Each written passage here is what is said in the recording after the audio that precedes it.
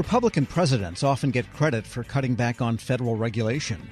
But the most significant deregulator of modern times just might be the Democrat about to lie in state at the U.S. Capitol. In many ways, you can thank Jimmy Carter for that $99 flight to the coast for a quick getaway. A review now from the founder of the George Washington University Regulatory Studies Center, Susan Dudley. Ms. Dudley, good to have you on.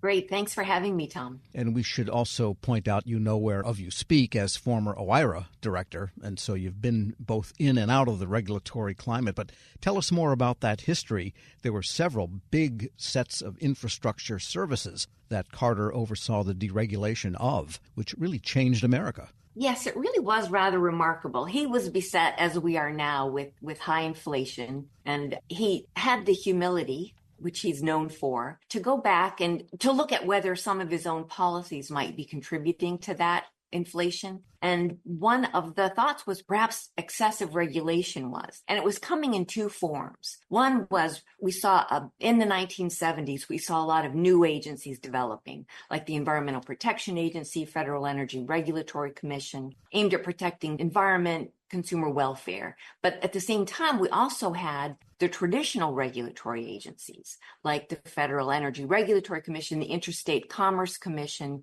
the Civil Aeronautics Board. And people were increasingly, economists and lawyers were recognizing that those traditional forms of regulation intended to protect consumers actually got captured by the regulated industries and tended to make prices higher. It was remarkable what he accomplished in his 4 short years. Maybe review the 3 big bills, one each, that deregulated airlines, rail, and truck. Yes. So he signed the Airline Deregulation Act, the Staggers Rail Act. So obviously airline deregulation deregulated the air, Staggers Rail Act, railroads, the Motor Carrier Act, trucking, and then also the Telecommunications Act, which introduced more competition in long-distance phone service. Yes, it's hard to recognize the world now versus when, say, airlines were regulated and the big carriers. And also there was, I think, a lot of heavy union involvement in helping that capture because the wages could stay high, and they're not exactly low in some of these industries now. And then the profits were almost guaranteed, although I think TWA managed to lose money even in regulated fares. But fares were kept high, and people didn't fly so routinely. The number of people that fly now has quadrupled, way out of proportion of the population growth. That's right. You and I are old enough to remember when people of moderate means couldn't fly. It would have been unheard of for my family to fly across country. Whereas now, my children and I, we use our cell phones, which I think we can give him some credit for, to make our airline reservations. And as you say, hop across the country for a low fare. And what has your research shown about what it took on the political front to get these things done? I mean, nowadays, a little tiny water rule from the EPA goes to the Supreme Court over 5 years. Just one tiny piece of one tiny rule of one big bill. This was entire industries upturned overnight. Yeah, it really was remarkable, and it's hard, looking from our vantage point today to understand that. But it was bipartisan, the support for this. And I think in part it was because research showed that those types of regulations restricting which airlines could fly where tended to cause consumer prices to go up. And so you had Ted Kennedy holding hearings on the Hill about airline regulation and surface transportation regulation. Justice Breyer, when he was a Harvard professor, came to D.C. to help Kennedy with those hearings.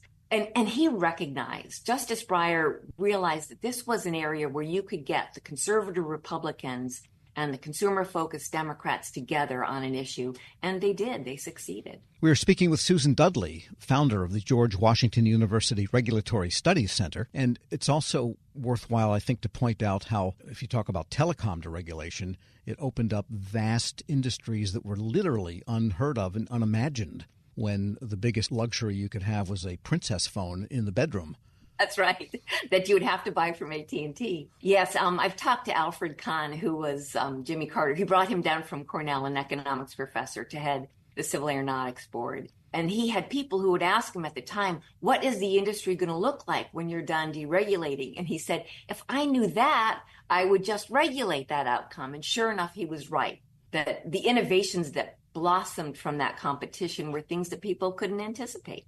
And would you say in some odd way then what Carter oversaw and signed into law that Congress passed in some ways paved the way for Ronald Reagan, even though they were really not in the same camp? Yep, because Reagan continued those deregulatory efforts. Another thing that President Carter did on regulation was those newer agencies, the health, safety, environmental agencies. He was concerned that perhaps, even though we didn't want to completely deregulate those things, that perhaps the costs exceeded the benefits. And so he put in place centralized procedures to review their regulations. He required benefit cost analysis, agencies to look at the benefits and costs. And that is something that Reagan then picked up and continued, and we've seen that by every president, Republican, Democrat, since then. And is that the genesis then, or development of the Office of Information and Regulatory Affairs that we know so familiarly with now at the White House? Indeed it is. So President Carter signed the Paperwork Reduction Act just before he left office in 1980. And that created OIRA, the Office of Information and Regulatory Affairs, to review any collections of information from the federal government. And then Reagan took that and also gave it the responsibility for overseeing regulations as well as information collection. So what then does the current generation of regulators and of members of Congress and even industrialists, what do we learn from this, do you think, going into the next quarter century here that we are now in 2025? I would love to have us learn a little more that bipartisanship can really be very successful. When you look at what he accomplished in a bipartisan way, I would love to see more of that. And as I said earlier, more humility among our politicians about what can be accomplished. And before the deregulation of airlines, rail, truck, and telecom, there was a great deal of intellectual academic work that led to these things. In fact, I have an uncle that did the intellectual underpinnings of the end of free agency in baseball. That's another story. And so I guess my question is, what in your view is academia, the source, the groundswell for the next round of what might be deregulated or maybe regulated?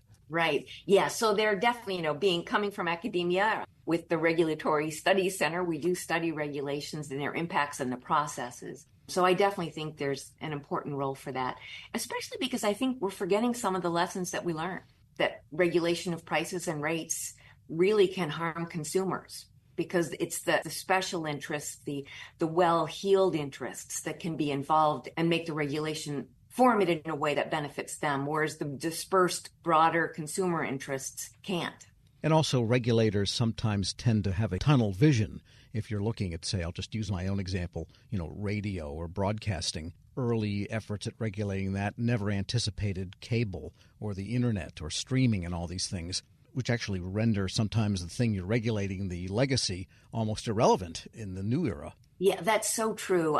Justice Breyer, again, before he was a Supreme Court justice, made that point that even the smartest people, and once you're in a regulatory agency, you do have that tunnel vision, and the thing you're focused on is the most important when you don't have that bigger perspective.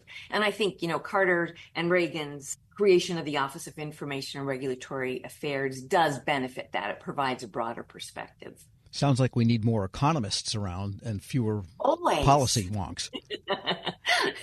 Susan Dudley is founder of the George Washington University Regulatory Studies Center, and she's a former administrator of the Office of Information and Regulatory Affairs at the White House. Thanks so much for joining me. Thanks for having me, Tom. And we'll post this interview along with an essay she penned about Carter a couple of years ago at federalnewsnetwork.com/Federal Drive. Take the Federal Drive wherever you go. Subscribe wherever you get your podcasts.